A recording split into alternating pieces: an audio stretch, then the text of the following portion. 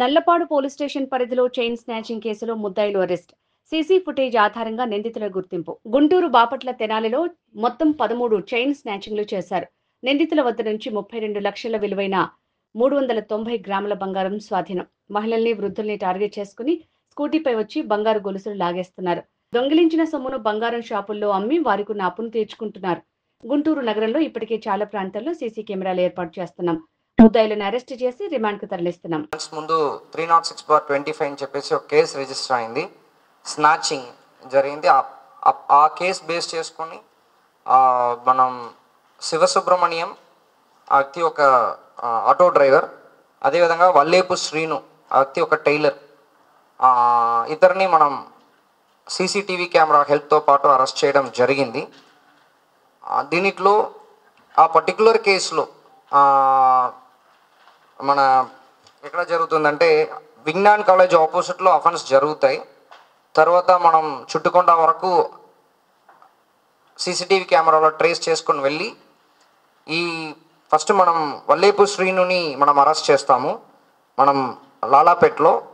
దాన్ని బేస్ చేసుకుని A1 వసంతరాయపురం అరుందల్పేట లిమిట్స్లో A1ని కూడా అరెస్ట్ చేస్తాము. వీళ్ళ దగ్గర టోటలీ వీళ్ళు 2022 లాస్ట్ అక్టోబర్ నవంబర్ నుంచి అఫెన్సెస్ చేస్తున్నారు. ఫస్ట్ చీరాలలో స్టార్ట్ చేశారు. చీరాల 1 టౌన్ 2 టౌన్లో అఫెన్స్ చేశారు బాపట్ల డిస్ట్రిక్ట్లో. తర్వాత టోటలీ 11 అఫెన్స్ గుంటూరులో చేశారు. Guntur town, Tenali town totally అన్నీ కలిపి 13 కేసెస్ రిజిస్టర్ చేయడం జరిగింది. Total worth last 420 grams of gold వీళ్ళు స్నాచింగ్ చేయడం జరిగింది. దానిట్లో మనం ఇప్పుడు 390 గ్రామ్స్కి రికవరీ చేయడం జరిగింది. So it is around 32 lakhs. వీళ్ళు బోత్ శివసుబ్రహ్మణ్యం అండ్ వల్లేపు శ్రీను ఇద్దరికి కూడా ప్రీవియస్ ఆఫ్ కేసెస్ ఏమీ లేదు. వీళ్ళకి ఏంటంటే వీళ్ళిద్దరు కూడా 2017లో ఒక సినిమాలో కలుస్తారు. అప్పటి నుంచి కూడా ఈ వల్లేపు శ్రీను అంటే ఆటో డ్రైవర్ ఎవరు ఉన్నారో శివసుబ్రహ్మణ్యం ఉన్నారో వాళ్ళ డ్రెస్ అన్ని స్టిచ్ చేయడానికి వల్లేపు శ్రీను దగ్గర ఇస్తుంటారు. ఇలాగా ఫ్రెండ్షిప్ పెరిగింది. అప్పుడు ఇద్దరికి కూడా అప్పులు ఉండడం, ఇది ఎలాగా తీర్చుకోవాలని చెప్పి ఆలోచించినట్టు అప్పుడు ఈ క్రైమ్ అనేది స్టార్ట్ అవుతుంది.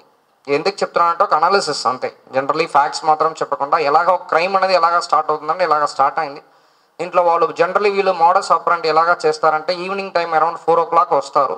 దీంట్లో అఫెన్స్ చేసినదన్నీ కూడా tailor Vallepu Srinu bike, Jupiter bike ఒకటి ఉంటాయి, దాంట్లోనే అఫెన్స్ చేశారు. తర్వాత ఆటో డ్రైవర్ మన ఆటో దానిట్లో అంటే వచ్చి మళ్ళీ ఆటోలో వెళ్ళిపోవడం, అలాగా చాలా డైవర్షన్ టాక్టిక్స్ వాడుతుంటారు. దానివల్ల ఫర్ ద పాస్ట్ 2.5 years కూడా వీళ్ళని మనం ట్రేస్ చేయలేకపోయాము.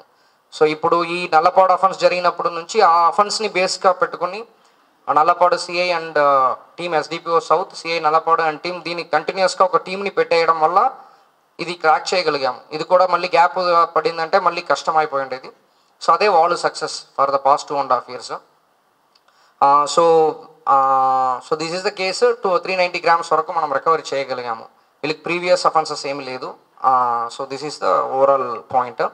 అంటే రీసెంట్ టైమ్స్లో మనం additional SP crimes and team and even ప్రతి ఒక్క ప్రాపర్టీ అఫెన్స్ కూడా సీరియస్గా తీసుకుంటున్నాము. తెనాలిలో ఒక 160 grams, ఈవెన్ తాడేపల్లిలో కూడా ఒక 120 grams, అదొక 10 lakhs, అదొక 16 lakhs. లాస్ట్ 2 monthsలో ఈ థర్డ్ స్నాచింగ్ గ్యాంగ్ని మనం పట్టుకోవడం జరిగింది.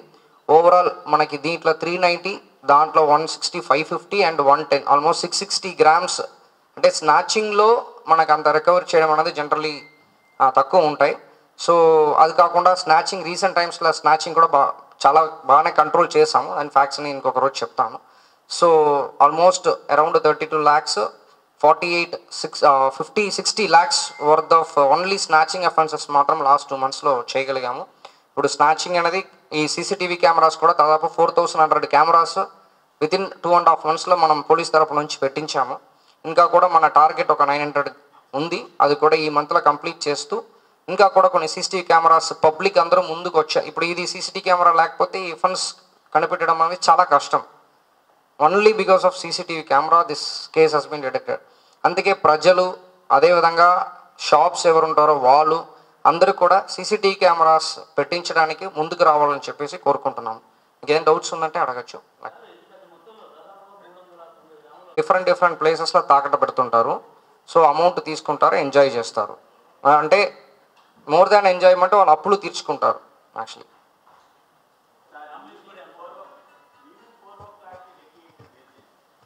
అంటే వాళ్ళు 4 o'clock అంటే మళ్ళీ మనం వాళ్ళ అఫెన్స్ ఎప్పుడు చేస్తారు, 6:30 to 7:30 చేస్తారు. ఫస్ట్ డిమ్ లైట్లో చేస్తారు, సో దట్ డిటెక్షన్ అనేది కష్టం అవుతాయి.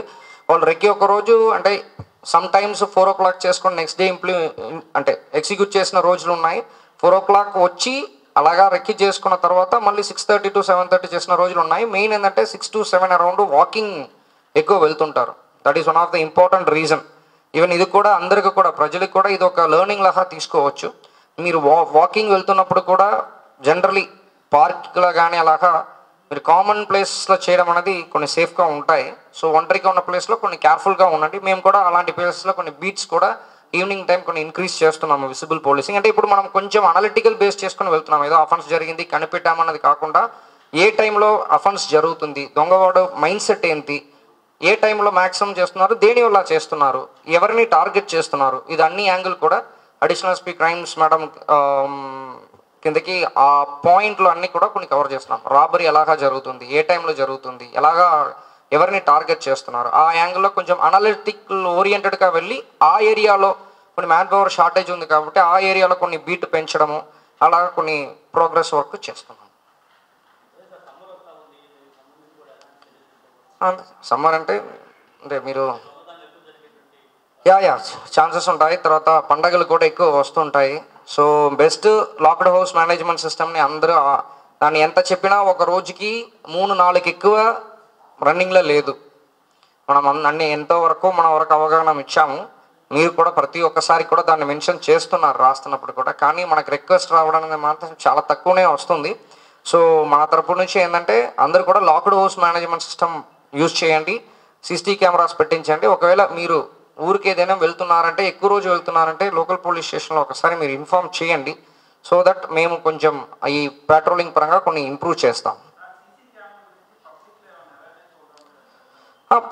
పబ్లిక్ మీటింగ్స్ అంటే మీటింగ్స్ మేము అంటే ఫర్ ఎగ్జాంపుల్ ఇప్పుడు లాలాపేట కొత్తపేట అంటే హాస్పిటల్స్తో పాటు, లాలాపేట అంటే అక్కడ ఉన్న షాప్స్తో పాటు, సో ఇలాగా ఓవరాల్ డిస్ట్రిక్ట్కి బేస్గా పెట్టుకొని చేయట్లేదు. కానీ లోకల్ SHOs వాళ్ళ ప్లేసెస్లో మీటింగ్ పెట్టుకోవడం వల్లనే మనం 4100 కెమెరాస్ వరకు మనం పెట్టించగలిగాము వితిన్ 2.5 months.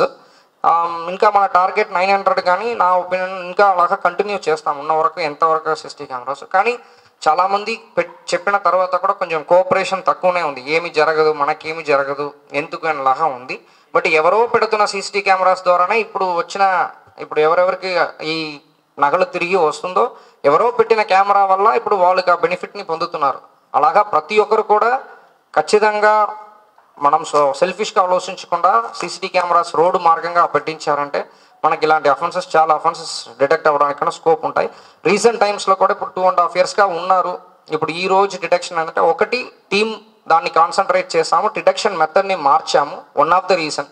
రెండవది రీజన్ ఏంటంటే నంబర్ ఆఫ్ CCTV కెమెరాస్ పెరిగినది second reason. For example east subdivision, west సబ్ డివిజన్లో మాత్రమే మనం ఆల్మోస్ట్ 485 కెమెరాస్ పెట్టించాము at present. Overall Guntur district 4100, only east and west సబ్ డివిజన్లో మాత్రమే. నల్లపాడు మాత్రమే మనం ఆల్మోస్ట్ 302 కెమెరాస్ పెట్టించారు only in Nallapadu. Because target 300 ఇచ్చాము, పెద్ద ఏరియా కాబట్టి వాళ్ళు 302 కెమెరాస్ పెట్టించారు. సో అంటే ఆల్మోస్ట్ మీకు మ్యాక్సిమం కవర్ మేము చేసినట్టే. So that is the reason for success అన్నది కూడా చెప్పాం.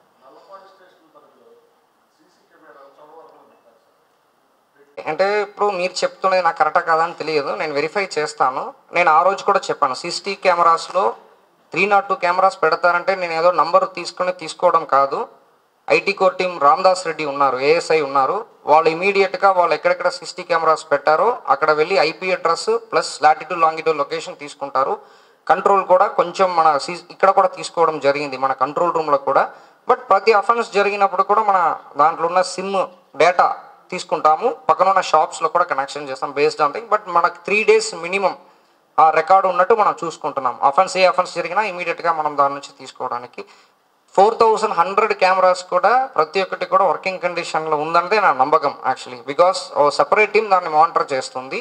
అది కాకుండా మ్యాట్రిక్స్ కెమెరాస్ మాత్రం అప్పుడిప్పుడు వర్క్ చేస్తుంటాయి, సమ్ టైమ్స్ పోతుంటాయి, అది ఫ్లక్చువేట్ అవుతుంది. కానీ నా దగ్గర ఉన్న 4100 కెమెరాస్ కూడా పనిచేస్తున్నది నా కాన్ఫిడెన్స్.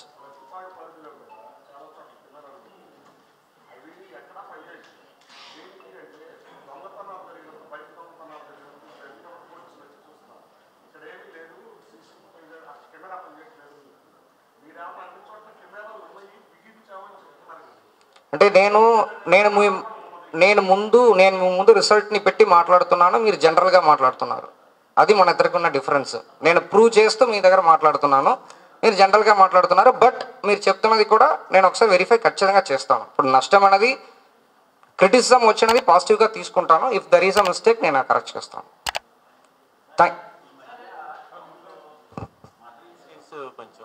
అంటే లాస్ట్ ఒక 8 డేస్లో ఏంటంటే ఆల్మోస్ట్ 4 మర్డర్స్ జరిగింది. ఒకటి ఏంటంటే తాడేపల్లి ఉమెన్ కేసు ఒకటి, రెండవది ఏంటంటే అదే తాడేపల్లిలో ఒక బెగ్గర్ వాళ్ళు అక్కడ థెఫ్ట్ జరగడానికి దొంగతనం చేయడానికి వచ్చారని చెప్పేసి కొట్టి వదిలేశారు. ఆ వ్యక్తి కూడా వేగా బాండ్, మళ్ళీ నీళ్ళు తాకపోవడం వల్ల మళ్ళీ హెల్త్ కండిషన్ పెరగడం వల్ల దానికి వాళ్ళు చనిపోయాడు. ఇప్పుడు నిన్న జరిగిన అరుందల్పేట ఉండొచ్చు, దానికి ముందు జరిగిన నల్లపాడు ఉండొచ్చు, రెండు కూడా స్ట్రే మర్డర్, అంటే అన్ఎక్స్పెక్టెడ్గా జరిగినది. ఒకటి మెంటల్ హెల్త్ కండిషన్ కొన్ని బాగాలేదు నల్లపాడులో ఉన్న వ్యక్తి, ఇంకొకటి అరుందల్పేటలో జరిగినది కూడా.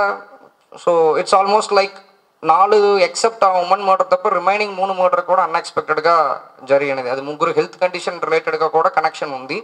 సో అది బట్ మన వరకు రౌడీ షీట్ పరంగా కానీ ఎనీవేస్ మనకి కిడ్నాపింగ్, డకాయిటీ ఇలాంటి ప్లాన్డ్ బాడీలీ అఫెన్సెస్ ఏదేది ఉందో దానికన్నా కంట్రోల్ మనం కరెక్ట్గా చేస్తున్నట్టు నాకు కాన్ఫిడెన్స్ ఉంది. బికాస్ మన ఫంక్షనింగ్ కూడా అలాగనే ఉంది. ఎప్పుడు దానికన్నా ఫ్యాక్ట్స్ మీకు మీ ముందు పెట్టగలుగుతానో నేను అప్పుడు పెడతాను.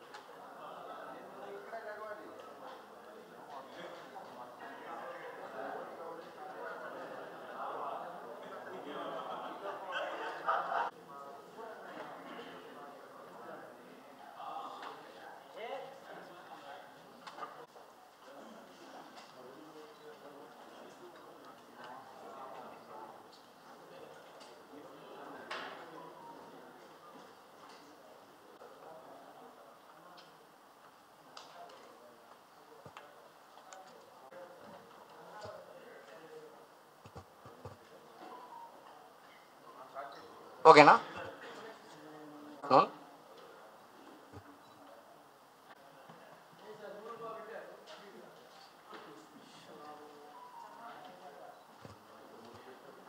ఎక్స్పెక్ట్ చేశాను ఈ క్వశ్చన్ వస్తాయని చెప్పేసి, ఎవరో ఒకరు అడుగుతారని నేను ఎక్స్పెక్ట్ చేశాను. నేను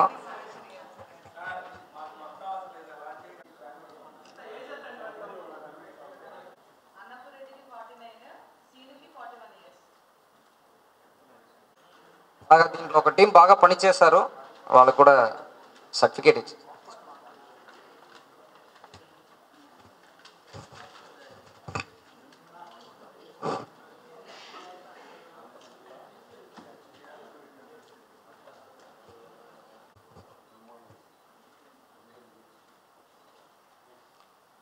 అలాగే next head constable K Subbarao garu sir.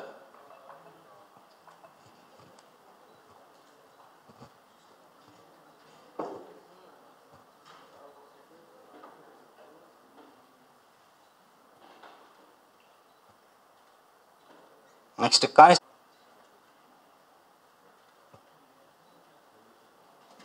K Bhiksha Nayak garu, constable K Bhiksha Nayak. Constable P Sambasivarao garu sir.